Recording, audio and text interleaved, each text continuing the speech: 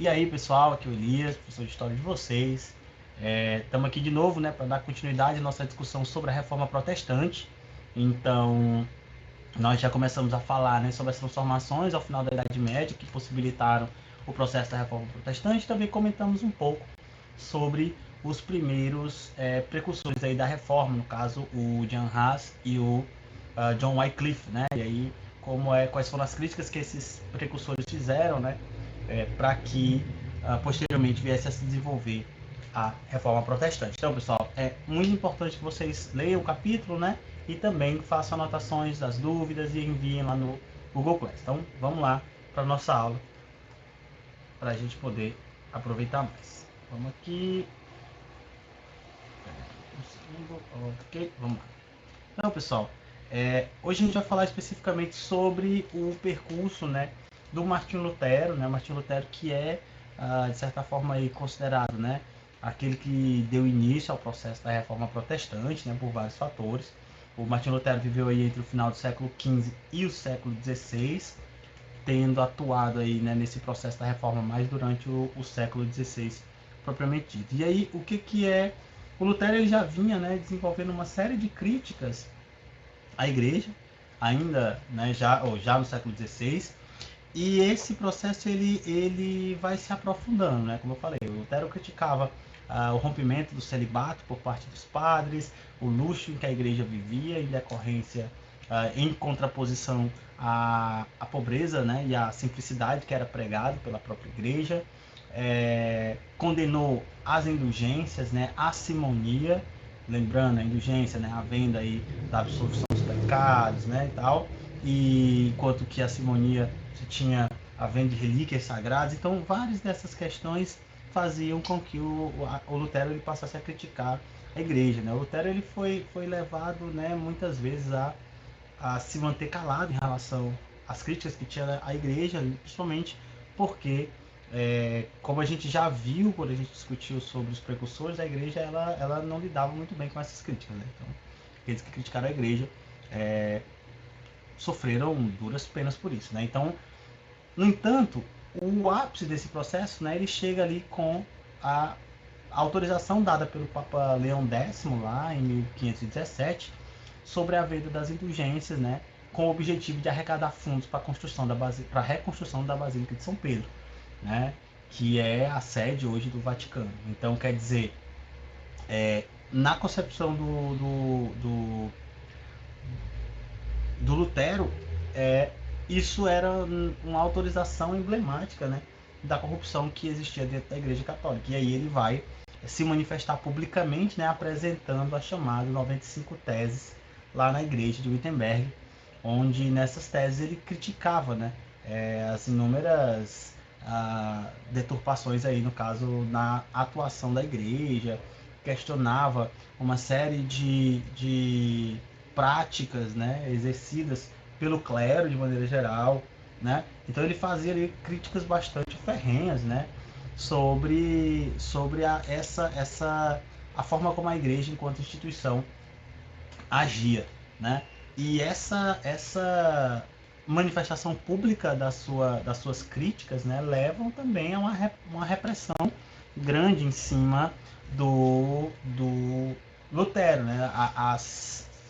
As teses dele, elas se espalham pela Europa, né, e mais especificamente na região ali de onde hoje é a Alemanha. Não existia a Alemanha na época, mas aquela região ali da América Central, ou da Europa Central, e você vai ter uma série de debates teológicos, né, porque nas 95 teses o Lutero ele também trazia, né, uma série de questões teológicas, de questionamentos teológicos, sobre os sacramentos e tal, e isso vai fazer com que haja uma série de debates teológicos, né, entre outros pensadores, teólogos da época, e também uma ameaça formal, né, vinda do próprio Papa, né, que ameaçava o Lutero de excomunhão, né? Excomunhão é o processo mesmo de rompimento aí da relação do, do Lutero com a igreja, né, e, digamos assim, é o cancelamento de todos os sacramentos aí que haviam sido que ele havia recebido ao longo da sua carreira enquanto teólogo. Então, quer dizer,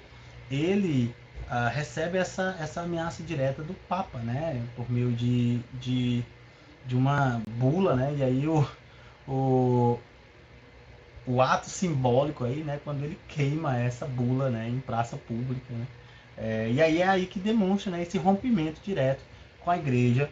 E como falei, o Lutero ele é bastante perseguido, né, apesar de ele ter contato com muitos príncipes ali influentes, ele vai conseguir, vamos dizer assim, se esquivar muito bem dessa perseguição exercida pela igreja. Mas a igreja vai realmente pressionar o Lutero em relação a tudo isso, né? A ideia era de que o Lutero voltasse atrás naquelas críticas, né? E, vamos dizer assim, né, anulasse essas críticas. No entanto, Lutero não volta atrás, e isso, na verdade, leva a um processo cada vez de aprofundamento desse rompimento que se inicia aí em 1520, né, teoricamente ali no início próprio da Reforma Protestante. Então você vê, o Lutero ele faz essas críticas, né, a forma como a igreja reage a essas críticas leva a esse rompimento, e aí você vai ter um processo de divisão, né? Porque a igreja, pessoal, o cristianismo ele tem uma história, começa lá no Império Romano, né? Quando você tem a criação da Igreja Católica, lá no século IV, durante lá o concílio e tal, e aí a igreja ela se mantém unida, né? Única, né? Havia uma única igreja católica, né? E cristã reconhecida pelo Império Romano, lá durante o Império, até o século X, né? Na verdade, até o século XI, em 1054, você tem o rompimento da igreja, né? Quando a igreja cristã ela se divide entre a cristã católica e a cristã ortodoxa, né? Em decorrência de disputas políticas ali entre o patriarca lá de Constantinopla e a galera lá de Roma. Então ficava aí a igreja lá em 1054 dividida em duas, né? Então, Igreja Católica Apostólica Romana e a Igreja Ortodoxa Grega, que era uma outra vertente, né, também do cristianismo, com algumas práticas e rituais um tanto quanto diferentes. Então, ficavam essa divisão. Aqui, em 1520, né, inicia-se um novo processo de divisão, surgindo agora o protestantismo, né? Então, uma terceira via do cristianismo, aí no caso da Europa. Né? Então, você agora teria a Igreja Ortodoxa, a Igreja Católica e agora as igrejas protestantes. Então, quer dizer, você vê que o cristianismo ele foi se fragmentando, né? Então, quando a gente vê hoje e vê o cristianismo com uma série de doutrinas e vertentes, né, fragmentadas, isso se explica, né, lá na Reforma Protestante, tá? Então aqui você vai ter esse rompimento e aí posteriormente aqui no caso Lutero, aqui uma imagem do Lutero só para você ver, ele vai dar início a toda uma nova doutrina, né? Vamos dizer assim, rompendo, né, os seus laços aí dogmáticos também com a Igreja Católica. Então ele passa a mudar os rituais, a mudar a estrutura da igreja, né, para dar origem a uma nova doutrina que foi conhecida como doutrina luterana.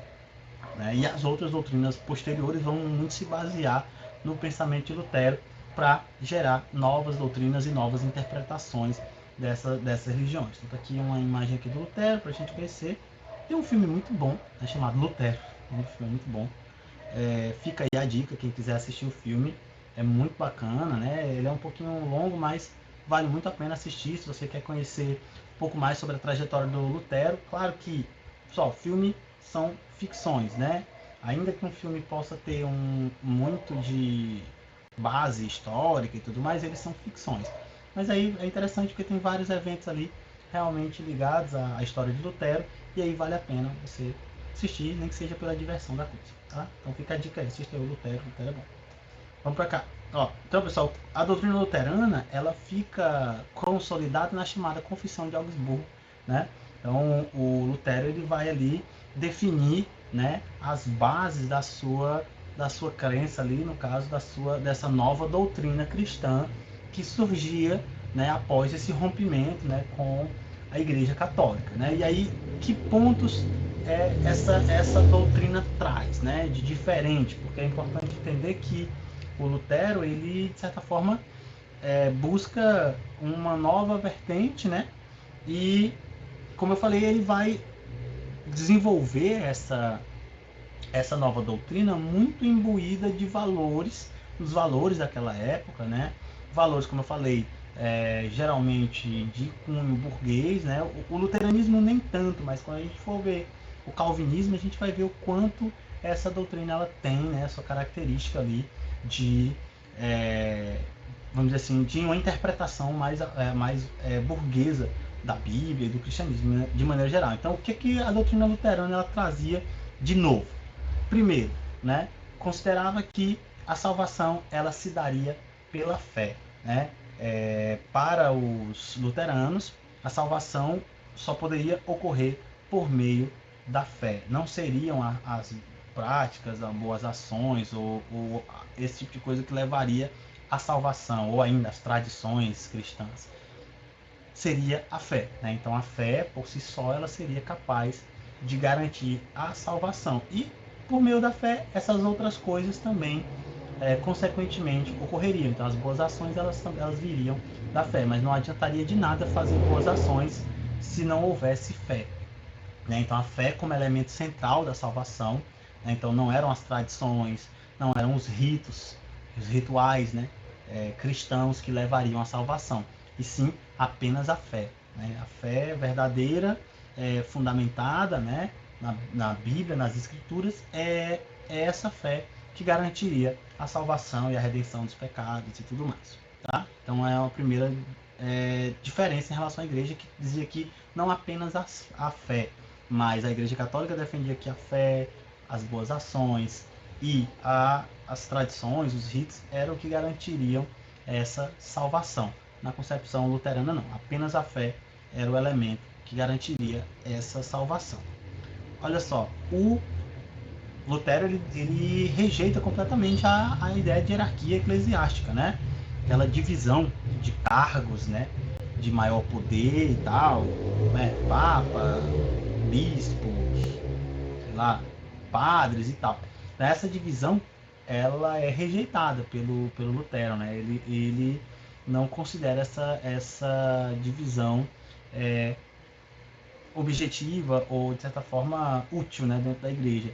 Na verdade, ele vai negar completamente essa lógica de hierarquia, vai negar, claro, a autoridade do Papa, então é uma consequência dessa rejeição da hierarquia eclesiástica. Também ele vai rejeitar a autoridade do Papa. Então, na concepção do Lutero, o Papa ele não teria poder sobre essa doutrina luterana, não poderia ter poder sobre essa nova doutrina que surgiu. O Lutero também defendeu, pessoal, a livre interpretação da Bíblia, né? E o que é isso? Cada pessoa poderia ler a Bíblia e interpretá-la da forma que lhe conviesse, né? Ou seja, contrastava com a ideia da igreja, né, de que a Bíblia só poderia ser lida por meio dos membros da igreja, né, dos padres e tudo mais, as tradições católicas, e as interpretações elas deveriam se basear nessa tradição, né, nesses membros do clero. E o Lutero ele traz justamente o contrário, né? Então a ideia era de livre interpretação mesmo da Bíblia.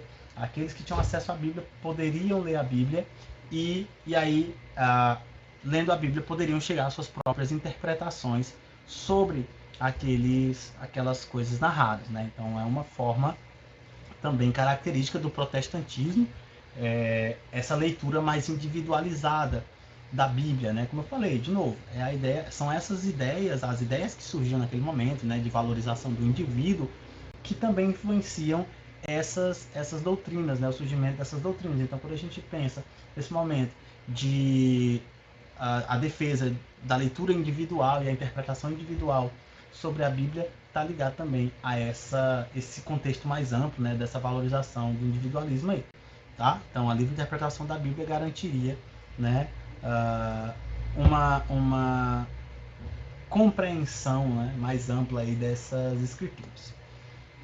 Aboliu o celibato, né? Então, o celibato, pessoal, é o voto, né, que os padres fazem, no qual eles não podem ter, não podem casar, né, não podem ter filhos, enfim, não podem ter esposa e por aí vai. Então, quer dizer, ele rejeita isso, né? Então, o celibato é abolido na doutrina luterana, então os membros dessa nova doutrina, eles poderiam sim, né, casar-se, por aí vai. E também, além disso, abole os sacramentos, né? Então, os sacramentos que são os rituais ali sagrados que a igreja mantém, né? A igreja católica, se não me engano, são 7 sacramentos, né? Eucaristia, o batismo, o matrimônio, enfim, são vários, né? A crisma também é um sacramento, enfim. Então, o Lutero ele vai abolir esses sacramentos e vai trazer, vai manter apenas o batismo e a Eucaristia, né? Porque são fundamentos da própria religião cristã, né? O batismo é fundamental, né? Na história lá da Bíblia e tal, e a Eucaristia que representa justamente o momento ali, né? Da adoração, né? A veneração a Jesus, né? Simbolicamente, a ideia do corpo e do sangue de Cristo e tal. Então, quer dizer, essa abolição simplificava bastante, né? A forma como essa doutrina ela se organizava, há uma simplificação também das celebrações. Então, a missa católica ela é muito mais ritualística do que esses cultos, né, luteranos. Então, é bem mais simplificado nesse sentido. É importante dizer também que o Lutero, pessoal, ele abole o culto aos santos, né? Então, assim, a igreja manteve o culto aos santos, então a santos, mas o luteranismo ele vai abolir esse culto aos santos, né? E aí vão reconhecer apenas a figura mesmo de Deus, né? E no caso aí da Trindade, né? No caso que seria o Pai, o Filho e o Espírito Santo. Então, quer dizer, veja como há uma série de transformações ocorridas aí entre o século XIV, XV e se efetiva aqui no XVI com o surgimento da doutrina luterana, que seria a primeira das doutrinas que vão se desenvolvendo ao longo da Reforma Protestante. Depois do luteranismo, a gente vai ter o calvinismo, né? A gente vai ter o anglicanismo, e aí essas doutrinas vão se fragmentando, vão recebendo novas interpretações e assim vão surgindo as diversas doutrinas que a gente conhece hoje.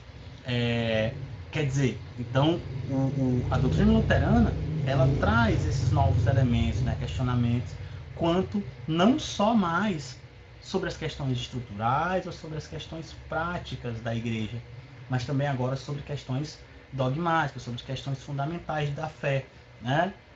Então, quer dizer, Lutero dá início a esse processo, né? Então tá aí, certo?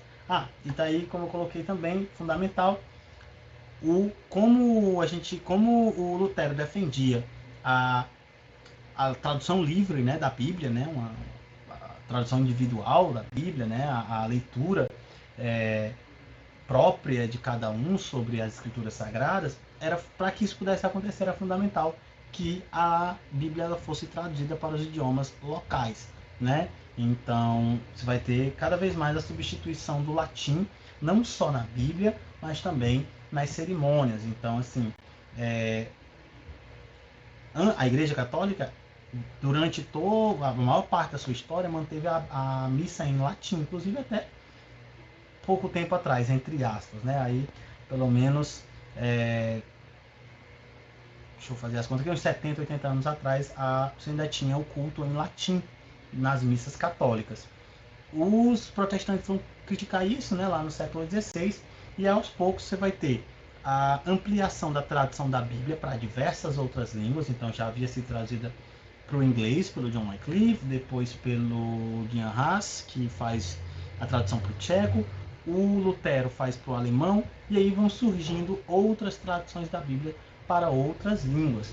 E aí, além da Bíblia, você vai ter também a aplicação dessas línguas agora nos cultos religiosos, né, de forma a fazer com que houvesse uma maior compreensão desses cultos, tendo em vista que, por exemplo, muitas pessoas que iam assistir a missa em latim geralmente não entendiam a maior parte daqueles sermões dados em latim, apresentados em latim, porque a maior parte, pelo menos, das populações mais pobres não tinham acesso a essa língua mais elaborada, né? Então, falava-se, em algumas regiões falava-se o latim vulgar, que é um latim mais popular, mas nas cerimônias era usado principalmente o latim clássico, que não era de acesso amplo.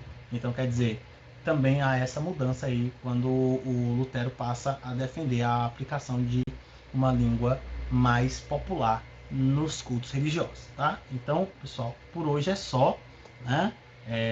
Na próxima aula a gente vai comentar sobre a doutrina calvinista, sobre a doutrina anglicana, né? Como é que isso se dá, como a reforma protestante ela se expande, e posteriormente também vamos falar sobre a chamada reforma católica, né? Se tem a reforma protestante, também tem a reforma católica, ou também conhecida como contra-reforma, né? Quer dizer, a reação, como é que a igreja reagiu a todo esse processo de questionamento e transformação que ocorre ali no século XVI, tá bom? Então, leiam o livro de vocês, né?